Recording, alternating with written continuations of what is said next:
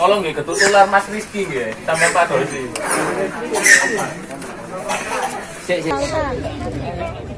Mas. Ampun nggih niki cepet nggih.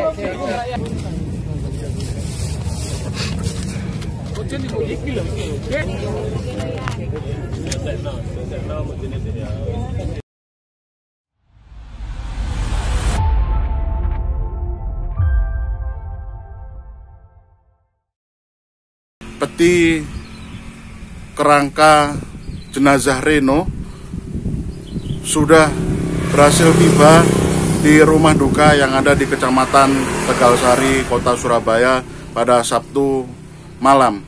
Terus maju terus. Terus maju terus. Terus maju terus.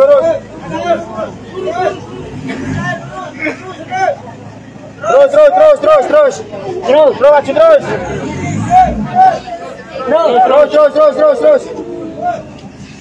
Hop.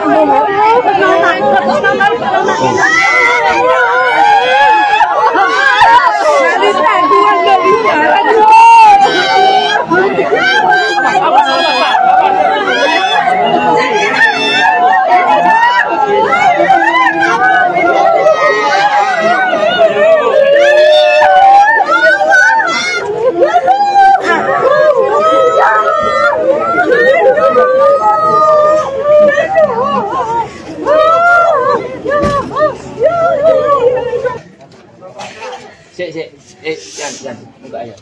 Yan.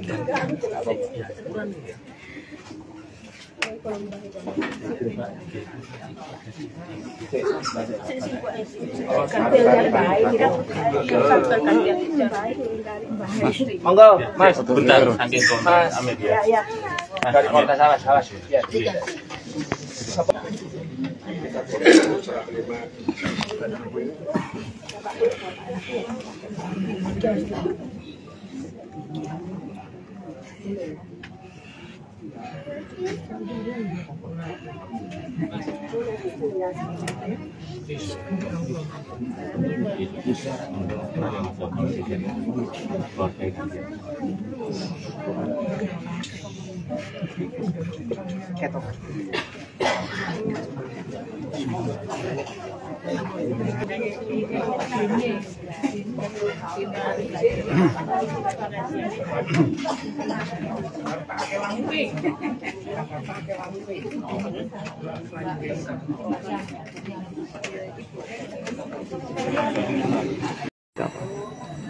Sosok Reno ya, kalau menurut saya sih sebagai pamannya, Reno itu sosok yang humble, support sama orang, suka bercanda. Ini buktinya teman-temannya banyak yang datang, Mas. Dia di Jakarta apa sih Mas Reno? Kerja di AHM. Pada waktu itu tanggal 29 dia kerja ya kondisinya. Itu yang kita kurang tahu, apakah libur atau apa kita kurang tahu, karena di keluarga yang di sini kan nggak dapat info dia kerja atau apa, kan nggak ada info, tahu-tahu ikut demo gitu aja. Dia ikut demo katanya? Ya posisinya di situ, nggak tahu ikut atau nonton, bahasanya juga kita juga nggak ngerti kondisinya seperti apa pada waktu itu, juga kita nggak tahu, karena keluarga di sini juga waktu itu nggak ada informasi sih, tahu-tahu Reno nggak pulang gitu aja. Terakhir kabar ini dari Om terakhir komunikasi sama dari Reno, keluarga itu kata keluarga kalau apa? sama ayahnya pada tanggal 29 itu. Tanggal 9. Iya. Itu komunikasi apa? Waktu itu WA ayahnya, menurut ayahnya itu minta uang untuk beli makan. Terus ada kabar lagi? Setelah itu HP-nya Nggak aktif. Oh, udah aktif. Iya, nggak bisa, jadi keluarga nggak bisa menghubungi Rino posisinya terakhir di mana. Gitu. Kok ditemukan kerangka itu gimana ya? Bisa gitu kan mungkin. Nah, kalau ditemukan kerangka kan kita juga nggak tahu. Nah, di hari hari Minggu itu ayahnya Rino itu dapat undangan ke Jakarta untuk tes DNA. Karena sebelumnya kan sudah diketemukan 2 kerangka manusia yang korban kebakaran ya. Iya, Bang Panji. Nah, korban kebakaran itu untuk tes DNA karena mungkin berita yang santer selama ini kan ada 2 orang yang hilang pasca demo itu. Itu aja sih. Tapi Terus Pak, di tes DNA. itu yakin ya dengan keluarga Rino berada di gedung kebakaran itu? Sesuai dengan hasil DNA-nya seperti itu. Ya kita mau terima nggak terima ya sesuai dengan hasil DNA itu aja sih. Om, pasca di tanggal 30 setelah lost kontak lah itu yang dilakukan pihak keluarga di Surabaya seperti apa Om saat itu? Kalau di Surabaya jelas saya pribadi tanya teman-temannya apakah ada yang dihubungin teman-temannya. Saya tanya di beberapa temannya memang nggak ada. Kalau yang sama ponakan saya yang di Jakarta itu memang dicari di lokasi di Kuitang, di mana tempat demo yang besar itu memang nggak ada yang tahu. Bahkan kakak saya yang Gojek pun nyari lewat teman-teman Gojeknya juga nggak ada yang tahu. Mas, mungkin ada informasi itu suka organisasi apa? Tidak ada. Nggak ada ya? Nggak ada. Kalau organisasi saya pastikan nggak ada. Om, untuk Mas Rino sendiri di Jakarta sudah berapa tahun ya? Kurang lebih sekitar 3 sampai 4 tahunan. Berarti merantau untuk kerja. Iya, memang merantau sebagai untuk montir mesin itu ya. Bukan montir sih sebenarnya, dia perakitan motor ya, Honda ya, di pabrik Honda. Di pabrik motornya itu. Iya, di pabrik Honda di Cikarang.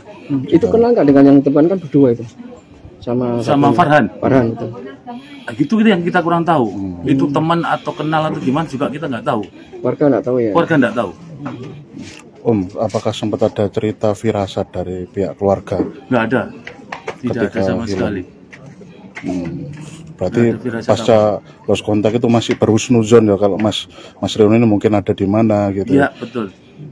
Atau mungkin ke tempat temennya karena lobet atau apa, kita juga ya berprasangka baik aja sih pada waktu itu ya. Artinya Mas yakin ya nih kalau Rino berada di gedung yang terbakar itu? Sesuai dengan hasil DNA-nya seperti itu, Pak. Oke, Om, apakah kita menghormati ya hasil tes DNA itu ya. Gitu. Om, pasca ketika lost kontak, apakah pihak keluarga di sini berusaha minta bantuan polisi yang di Surabaya untuk menelusuri atau minta kalau lembaga di sini? Kalau untuk pihak minta bantuan di kepolisian di wilayah Surabaya, kita nggak melapor memang. Cuman kebetulan waktu itu pihak Polda yang di Jakarta ngubungin Polda sini dan pihak Polda Jawa Timur datang ke sini memastikan bahwa benar Rino itu bertempat tinggal di sini. Apakah benar ini Rino yang tinggal di sini? Memastikan itu aja. Saat awal dikabarkan hilang ya? Iya, betul. Oh, berarti lembaga-lembaga kayak LBH di sana itu kayak sudah melansir nama ya? Ini orang-orang yang iya, hilang. Setelah viral ya. Setelah viral ya. Jauh sebelum itu. Iya.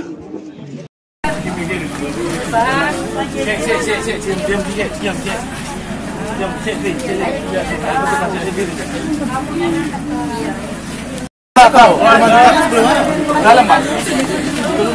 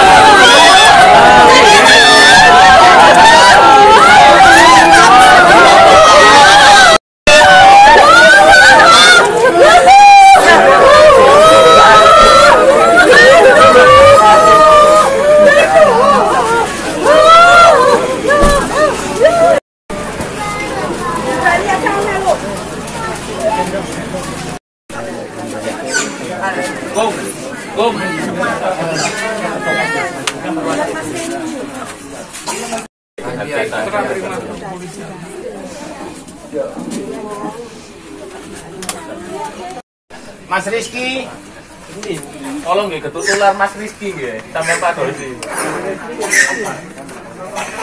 Sik, Yan, buka ya.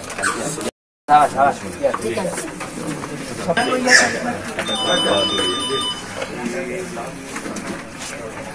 Yang tadi yang di ambulan tadi siapa, Mas? Enggak, yang di depan polisi.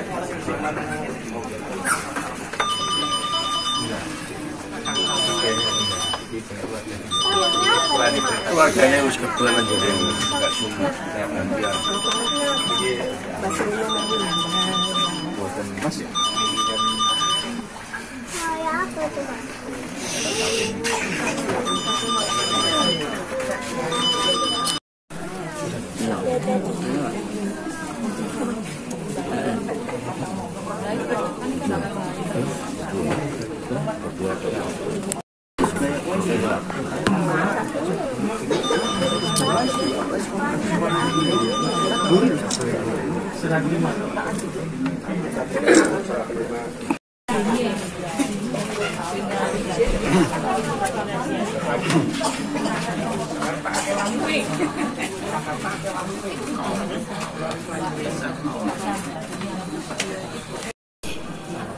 Tidak ada. Kenapa, Pak? Ya, kami yakin dan mempercayai institusi polisi ya untuk melakukan tugasnya ya, untuk tes DNA, terus hasil DNA itu tadi. Apakah tidak ada langkah mungkin hukum selanjutnya, Pak, untuk menunda? Itu nanti yang kita kita pikirkan atau nanti ya sudahlah ya sini memang istilahnya alam lah. Kalau untuk sampai ke selanjutnya kayaknya enggak ada deh, Mas. Pertama laporan di mana, Pak? Waktu Laporan di mana? Laporan kehilangan Reno. Laporan kehilangan itu di Polsek Jatinegara kalau nggak salah, kalau nggak di Jakarta Pusat. Karena untuk laporan pertamanya kita nggak tahu yang di Surabaya. Iya. Karena kan saya di Surabaya posisinya. Iya. Waktu itu keluarga dengar Reno hilang. Jadi Reno itu kan di Jakarta itu ikut keponakan saya juga. Iya. Nah, tahu itu malam itu bahwa ponakan saya yang perempuan ini bilang Reno ada di sekitaran, bahasanya ikut demo ya, nggak tahu itu ikut atau nonton, saya juga nggak ngerti. Nah, besoknya belum pulang, besoknya lagi belum pulang. Laporan setelah 2 kali 24 jam, ponakan saya lapor. Secara prosedural ya, secara prosedural orang hilang. 2 kali 24 jam laporan ke pihak polisi. Pernah ada laporan dari temannya Reno atau apa memang Reno ini di sana suka ikut demo atau gimana? Tidak ada, saya pastikan tidak ada. Reno bekerja di Jakarta? Iya, bekerja. Ya bekerja di AHM Cikarang. Reno itu orang yang sebenarnya kalau menurut saya, karena Reno ini kan sama adiknya ini kan dari kecil itu saya yang sama tinggal di sini kemana-mana itu. Reno itu orang yang mager sebenarnya. Dia ajak kemana aja sebenarnya nggak mau. Istilahnya seperti itu. Tapi nggak tahu kenapa di saat demo itu kok dia mungkin rasa ketertarikannya ya. Karena nggak pernah lihat demo besar di Surabaya atau apa. Itu sih kalau menurut saya pribadi. Reno itu orangnya mageran, nggak pernah mau kemana-mana. Dia ajak temannya keluar aja nggak. Berapa tahun dia di Jakarta? Kurang lebih 3 tahun. Iya. Pak, kontak-kontakan terakhir dengan ayah atau ibunya itu? Tanggal 29 itu, Mas. Bisa diceritakan itu apa itu? Minta transferan uang menurut ayahnya ya, keterangan ayahnya itu minta uang transferan uang cuma 50.000 sih buat beli makan. Dia ngekos di sana. Dia ikut ponakan saya, Mas. Yang di mana? Jakarta Timur. Rumah ponakan ya? Ya, rumahnya suaminya ya. Ya, dengar pertama kali Reno dalam kondisi yang sudah ditemukan gimana? Awalnya ya dari sosmed ya, atau dari televisi. Ayahnya yang dihubungi untuk tes DNA di sana. Di saat itu ya kami belum yakin kalau itu Reno karena kan belum melakukan tes DNA ya. Beberapa minggu yang lalu? Satu minggu yang lalu. Kurang lebih 1 minggu yang lalu. Terus dipanggil di Jakarta. Dipanggil Jakarta, diundang Jakarta untuk tes. DNA. Reno 2 bersaudara, dia sama adiknya, laki-laki. Rencana kapan dimakamkan? Rencana dimakamkan besok jam 10 di TPU Putat Gede atau TPU Jarak. Karena neneknya ada di sana, dimakamin di sana sama saudara dari ayahnya di sana. Dengan bapak siapa Pak? Saya Jemi. Pak Jemi. Iya. Usia? Saya 44 tahun. Terima kasih. Paman itu sebagai Saya paman Jemi ya? Junianto. Paman ya? Saya pamannya, adiknya pamannya Reno. Oh iya. Rita. Ayahnya Muhammad Yasin. Jadi bundanya Reno yang pingsan waktu jenazah tiba ya Pak? Iya, betul. Mamanya Reno. Terima kasih. Sama-sama. Terima kasih. Mohon doanya biar ponakan saya husnul khotimah. Terima kasih ya Mas. Semua. Sabas. Bis, geser.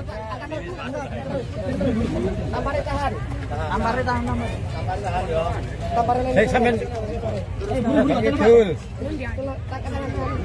Enggak situ.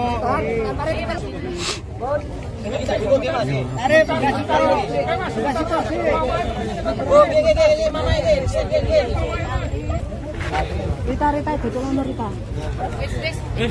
Nah, wis ta. Mas. Ampun gini cepet nggih. Wis. Kamu salah Muhammad. Pelan-pelan. Kurang ke sana talinya. Geser. Kurang nengah. Kembangnya.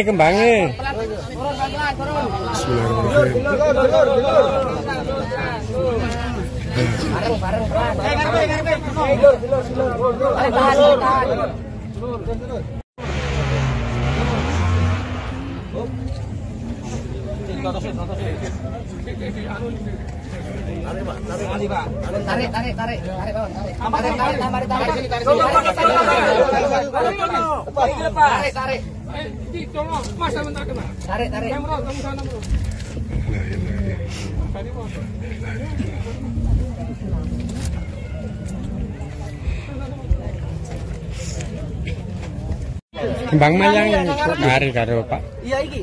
Mas. Pisirane nang kene iki. Kon monggo.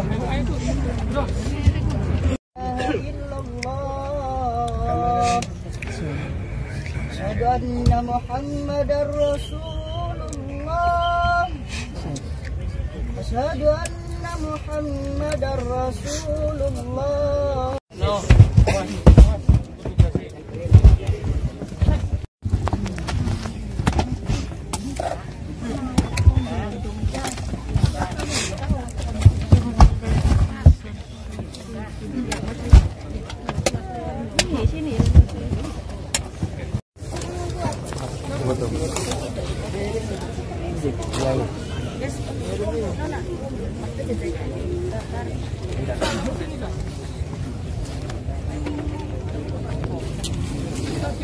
Allahu Akbar.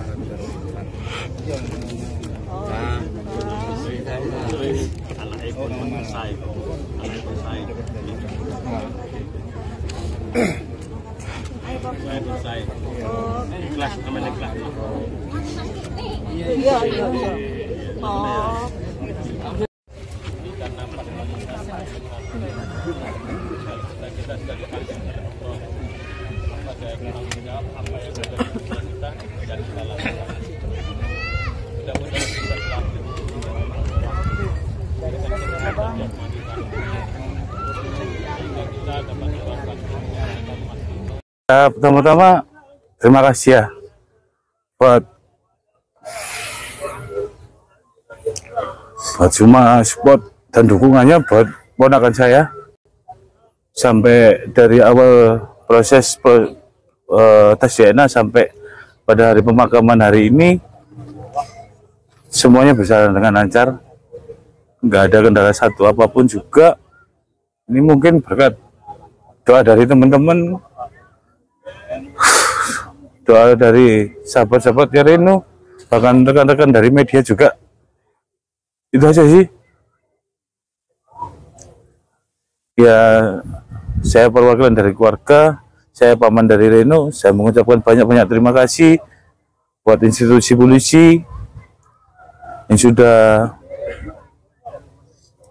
mengawal kasus hilangnya ponakan saya dari bulan Agustus sampai diketemukan, sampai dikebumikan sampai hari ini. Ya, Polri mensupport dan kami mengucapkan terima kasih buat apresiasi itu semua untuk institusi kepolisian. Keluarga sudah menerima, Pak? Keluarga sudah menerima, mengikhlaskan Reno untuk berpulang. Semoga Reno ditempatkan di sisi Tuhan Yang Maha Esa. Ya, sudah. Tadi kita sudah saksikan penuturan dari Jimmy, salah satu paman dari Reno, yang menceritakan bagaimana rencana tindak lanjut yang dilakukan oleh pihak keluarga setelah Reno berhasil ditemukan, berhasil diidentifikasi oleh pihak kepolisian. Jimmy selaku juru bicara yang mewakili keluarga besar dari Reno menceritakan bahasanya pihak keluarga besar menerima hasil identifikasi yang dilakukan oleh Pusdokes Mabes Polri. Kemudian pihak keluarga besar juga percaya dengan hasil identifikasi atau penyelidikan yang dilakukan oleh pihak kepolisian yang berhasil mengidentifikasi kerangka jenazah dari Reno. Kemudian tadi kita juga saksikan bagaimana pihak keluarga sempat berkomunikasi terakhir dengan Reno, terutama ayahanda Reno, Muhammad Yasin, yang sempat dihubungi oleh Reno pada tanggal 29 September. Bahasanya Reno menghubungi melalui pesan WhatsApp meminta pada ayahandanya untuk dikirimi uang 50.000 yang akan digunakan untuk makan. Dan itu adalah pesan terakhir yang dilakukan oleh Reno kepada sang ayahanda sebelum akhirnya sehari kemudian Reno dikabarkan lost kontak atau hilang, tidak diketahui keberadaannya. Dan tadi kita juga sudah dengar bagaimana upaya pihak keluarga untuk mencari keberadaan Reno selama 2 bulan hilang dan tidak diketahui keberadaannya. Pihak keluarga sudah menghubungi atau melaporkan kepada pihak kepolisian mengenai hilangnya Reno. Kemudian Reno merupakan sosok anak yang periang, ceria, dan pekerja keras. Ternyata Reno sudah berada di Jakarta hampir 3 tahun untuk bekerja di kawasan Cikarang sebagai karyawan pabrik pembuatan atau perakitan kendaraan bermotor. Download Tribun X sekarang, menghadirkan lokal menjadi Indonesia.